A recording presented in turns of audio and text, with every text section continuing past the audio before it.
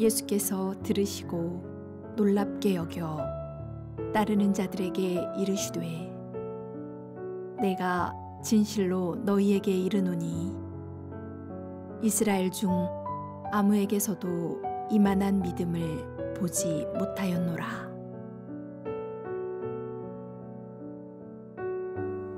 예수님께서 가버나움이라는 동네에서 한 백부장을 만나 그 하인의 병을 고치신 사건이 오늘의 주제입니다. 가버나움은 갈릴리 지역에서 가장 중심되는 도시였습니다. 여기에 로마의 군대가 주둔하였고요. 세관도 있어서 통행세와 교역세를 거두었습니다. 가버나움은 예수님께서 사역하신 그 주 무대이기도 합니다. 가버나움에 백부장 한 사람이 있는데 이 백부장이라는 말은 글자 그대로 100명의 보병으로 구성된 로마 백인 부대의 지휘관입니다. 백부장 6명이 모이면 600명의 보병대가 되고 다시 보병대 10개가 모이면 군단을 이루었습니다. 백부장은 대위 정도에 해당하는 하급 장교이거나 아니면 상사나 원사와 같은 부사관에 해당되는 군인입니다. 일반 사병 가운데서 뽑힌 사람들로서 로마의 시민이거나 지위가 높은 군인은 아니었습니다.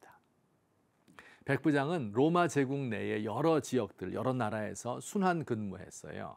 군대 내에서 가장 경험이 많고 아는 것이 많은 일선 지휘관이었습니다.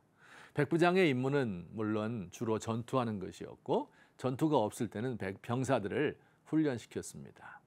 때로 로마가 정복한 나라들에 주둔하면서 치안을 유지하는 일을 맡기도 했습니다.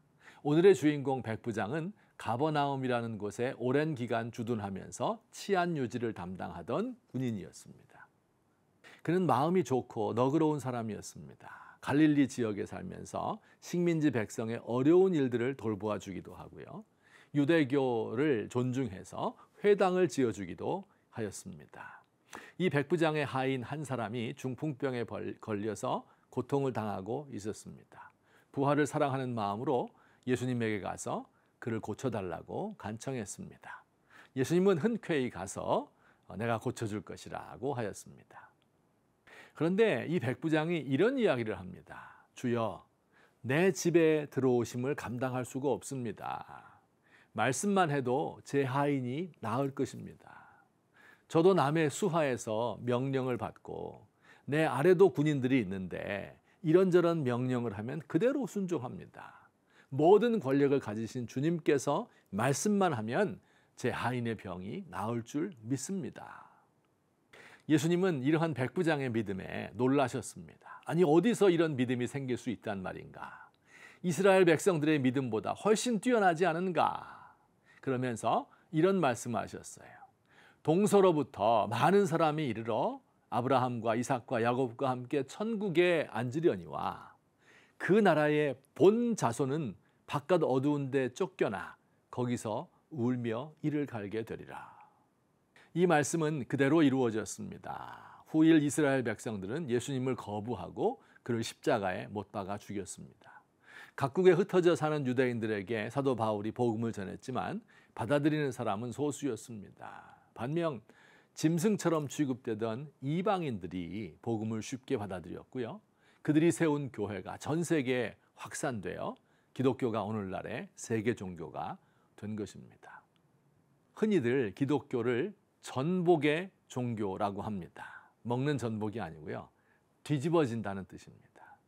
기존 질서를 뒤엎는 혁명보다 더 근본적으로 뒤집습니다.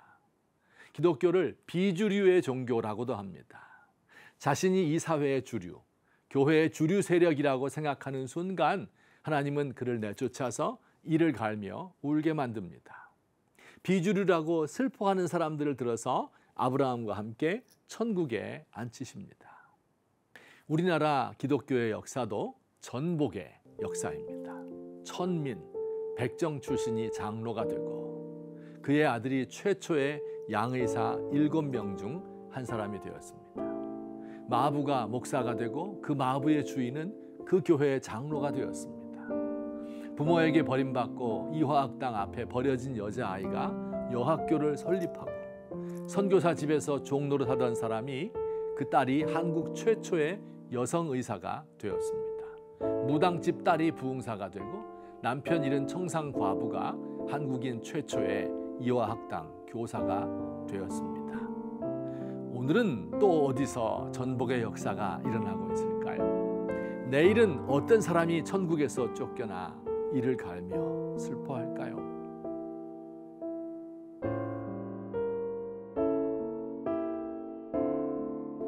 주님, 고통 속에서 슬퍼하며 눈물 짓는 백성들의 한을 풀어주시기 원합니다. 수용소와 감방에서 숨죽여 사는 북한의 그리스도인들이 언젠가 아브라함과 함께 천국잔치에 앉을 날이 오겠지요. 제가 바깥 어두운 데 쫓겨나 분하여 이를 가는 일이 없기를 간절히 소원합니다.